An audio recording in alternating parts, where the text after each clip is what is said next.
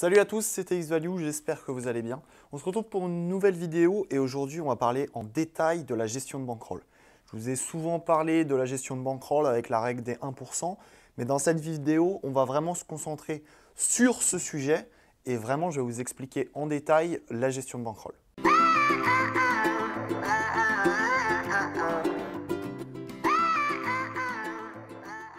Donc je vais séparer trois catégories de joueurs. Donc en premier, ça va être évidemment les joueurs perdants.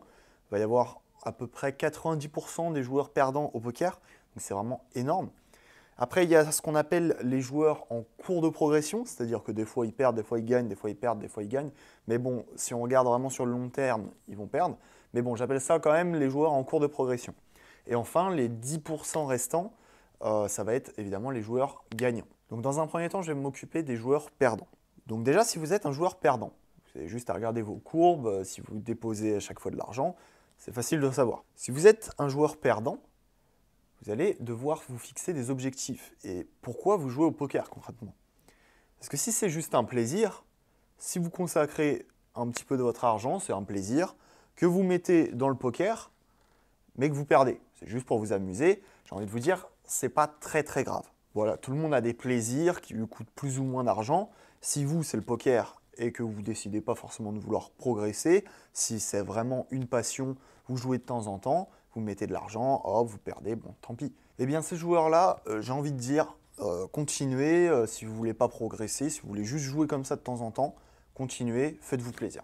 Bon, en revanche, si vous avez plus un comportement nerveux, si vous êtes énervé quand vous perdez un petit peu d'argent, quand je dis un petit peu, je ne sais pas, hein, ça c'est en fonction de vous. Hein. Mais si vous perdez un petit peu d'argent et que ça vous met en tilt, et que là, vous commencez à lancer des expressos à 50, 200 et quelques, et généralement, ça finit jamais bien, là, par contre, va falloir que je vous donne quelques conseils. Donc le premier conseil que je vais vous donner, si vous êtes énervé quand vous perdez de l'argent, ça va être déjà de vous fixer des limites. Sur certains sites comme Winamax, PokerStars, partout, vous pouvez vous fixer des limites de jeu, des limites en argent ou alors des limites en temps de jeu. Je vous conseille vraiment de faire ça si vous perdez de l'argent, ça vous énerve, vous n'en pouvez plus, limite vous commencez à toucher à votre salaire, là ça devient vraiment compliqué. Donc ce que vous faites, vous allez sur le site dans lequel vous jouez, vous vous fixez des limites de jeu en argent et là au moins il y aura moins de problèmes. Même si vous perdez de l'argent, ça sera une limite que vous êtes fixée et là ça n'engendrera pas des gros problèmes. Après, si vous êtes dans une session perdante, vous avez perdu, je ne sais pas, dans des petites limites, 5, 10, 15, 20, ça ne vous fait rien. Ça veut dire que vous êtes quand même à la deuxième catégorie de joueurs qu'on appelle les joueurs en cours de progression. Donc les joueurs en cours de progression, je les ai appelés comme ça, hein, mais en réalité, ça va être quand même des joueurs perdants sur le long terme. Ça va être des joueurs qui ne sont pas énervés quand ils vont perdre un petit peu d'argent. Donc pour ces joueurs-là, je vous conseille de suivre la troisième catégorie de joueurs que je vais expliquer tout de suite. Ça va être les joueurs gagnants. Donc voilà, là on arrive dans le cœur du sujet. Donc les joueurs gagnants au poker. Donc les joueurs gagnants au poker, ils respectent une bankroll management ou alors une gestion de bankroll, hein, ça dépend comment vous appelez ça, pour pouvoir gagner sur le long terme. Quand je dis gagnant sur le long terme, il ne faut pas confondre avec un joueur qui a gagné un tournoi. Ça peut être encore un coup de chance parce que vous savez qu'au poker, il y a aussi une part de variance. Hein. Et dans ces cas-là, quand vous venez de gagner un tournoi, comme je vous dis, hein, ce n'est pas parce que vous allez gagner un tournoi, 2 tournois, ou que vous allez faire TF, que vous êtes forcément un bon joueur. On peut estimer la qualité d'un joueur quand il a joué des dizaines, même des centaines de milliers de mains. Là, on regarde en fonction de sa courbe si elle est positive ou négative. Faire TF dans un tournoi, c'est pas vraiment représentatif du niveau de jeu. Je vous dis ça parce qu'il y a beaucoup de joueurs qui ont gagné des tournois ou qui ont fait TF, qui ont augmenté leur bankroll, et tout de suite après, qui ont commencé à jouer des tournois plus chers. Donc là, c'est une grave erreur parce qu'en fait, il va falloir gravir des échelons. Prenez bien en note ce concept de gravir les échelons. Parce que oui, tout simplement, vous faites des parties à 2 euros, 5 euros en moyenne.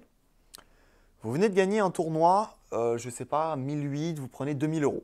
Donc là, vous avez, je ne sais pas, un peu plus de 2000 euros de bankroll. Donc vous avez la règle des 1% que je vais vous expliquer, que je vous rappellerai un petit peu après, pour jouer des tournois à 20 euros. Sauf qu'en jouant des tournois à 20 euros, les joueurs ne vont pas être du même niveau que les joueurs à 2 euros. Ils vont être bien entendu plus forts. Et c'est logique. C'est pour cela, je vous le répéterai jamais assez, mais formez-vous. laissez-vous le temps de progresser pour pouvoir être au niveau de la limite dans laquelle vous jouez. Donc petit rappel, quand vous lancez un tournoi, ça va être à peu près 1% de votre bankroll. Après évidemment, il y a la multitable, donc quand vous jouez 1%, en réalité, vous allez lancer 5, 10, 15, 20, j'en sais rien, tournoi pour votre session avec le rebuy, ça va vite et en fait, c'est pour ça qu'on utilise très peu de pourcentage de votre bankroll puisque quand on perd tout, ça va vite. Donc voilà, pour revenir aux joueurs qui ont gagné un tournoi, ne tombez pas dans le piège, ne lancez pas des expressos à 250 balles quand vous venez de gagner 2000, ça finit rarement bien. Et respectez vraiment votre bankroll, c'est hyper important. On utilise aussi la règle des 1% pour vous laisser le temps de progresser, mais aussi pour avoir plus de chances de gagner. Puisque, je reprends un exemple que j'ai déjà utilisé dans une précédente vidéo. Vous avez 200 € de bankroll. Vous décidez de faire des tournois à 50 €. Le calcul est simple, 5 x 4, 20. C'est-à-dire que vous pouvez faire que 4 tournois, donc ça ne vous laisse pas une grande marge de progression avec 50 € en ayant 200 € de bankroll. Donc en fait, ça, c'est vraiment interdit. Si vous avez 200 € de bankroll, ne jouez jamais des tournois à 50 €. Ça va être vraiment une grave erreur, vous ne laissez pas le temps de progresser. Et si vous perdez 3-4 tournois, hop, plus d'argent. Et là, c'est ce qu'on appelle être broke. Broke, tout le monde a déjà été broke, tous les joueurs, même si vous voyez aujourd'hui des joueurs gagnants, hein, les meilleurs joueurs français, ils ont été broke à un moment. Broke, ça veut dire tout simplement vous n'avez plus d'argent sur votre compte, vous êtes obligé de remettre de l'argent sur votre compte. Et à partir de maintenant, après avoir vu cette vidéo, tu ne le seras plus si tu respectes évidemment tout ce que je te dis. Donc maintenant, une fois que tu t'es laissé le temps de progresser, que tu as suivi des cours, que tu as regardé tes tournois, que tu es plus fort qu'avant, tu gagnes de l'argent sur le long terme. Et là, tu vas me dire, ok, mais quand est-ce que je peux retirer mes gains? Eh bien, encore une fois, ça dépend de tes objectifs. Si tes objectifs, c'est de jouer des tournois plus chers. Donc, évidemment, il va falloir, encore une fois, que tu te laisses le temps de progresser. Si tu décides de jouer des tournois à 20 €, tu gagnes, hop, tu atteins une bankroll de plus de 5-6 000 €. Mais ton objectif, c'est de jouer des tournois à 50, 100, 200 €. Du coup, ta bankroll doit augmenter.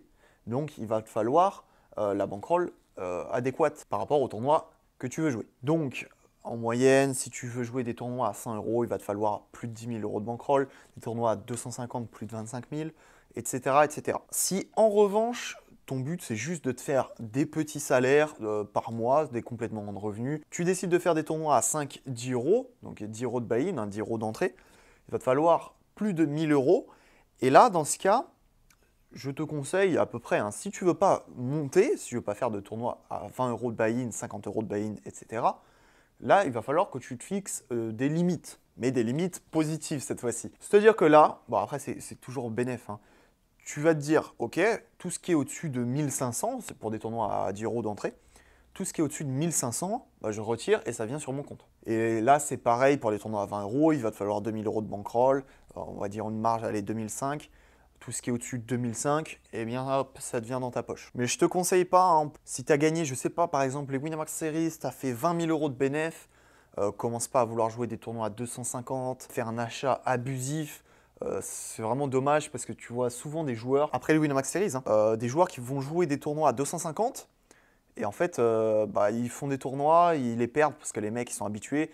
Et généralement, les joueurs pros, tu vois, quand ils gagnent vraiment beaucoup, c'est après les Winamax Series parce que du coup, il y a plein de joueurs récréatifs ou débutants qui ont gagné, qui ont peut-être eu une bonne part de variance et qui vont vouloir jouer des tournois qu'ils ne maîtrisent pas et ils vont perdre plus. Alors que c'est dommage, tu aurais pu les avoir dans ta poche. Voilà, pour les joueurs gagnants, je vous conseille vraiment de vous poser la question, quels sont mes objectifs? Est-ce que mes objectifs, c'est de jouer des tournois plus chers ou est-ce que mes objectifs, c'est de rester sur un terrain que je maîtrise et dans ce cas, que je me fixe des limites de gains et que après tout ce qui est au-dessus, je prends.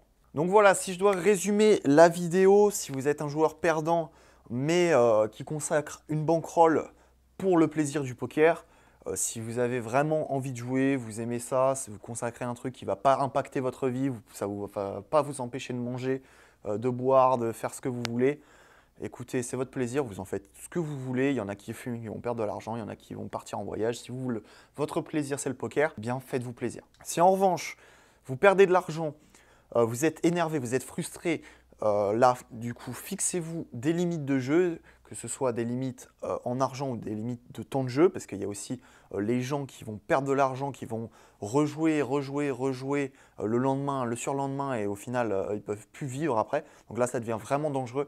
Donc fixez-vous des limites et aussi fixez-vous une bankroll que vous consacrez uniquement au poker, que vous devez absolument respecter, quitte à rejouer que le mois suivant, mais vraiment respecter ça, c'est hyper important, puisque après les jeux d'argent, vous savez que c'est hyper dangereux, ça va vous empêcher de faire ce que vous voulez, vous allez vous énerver, et franchement, c'est vraiment hyper chiant. Je connais plein de joueurs à qui c'est arrivé, et au final, ça s'est mal passé.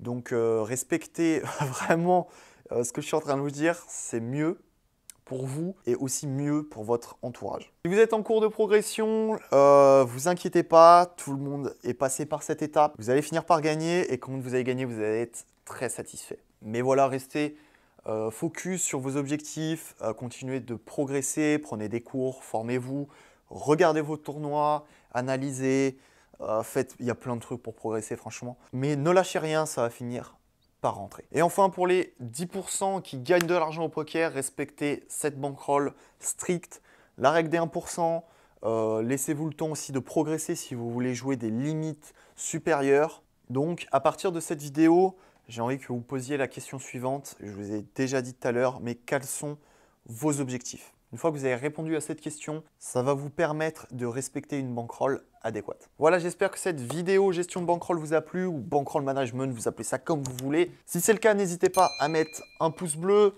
à vous abonner à la chaîne. Et personnellement, je vous dis à très vite pour une nouvelle vidéo poker.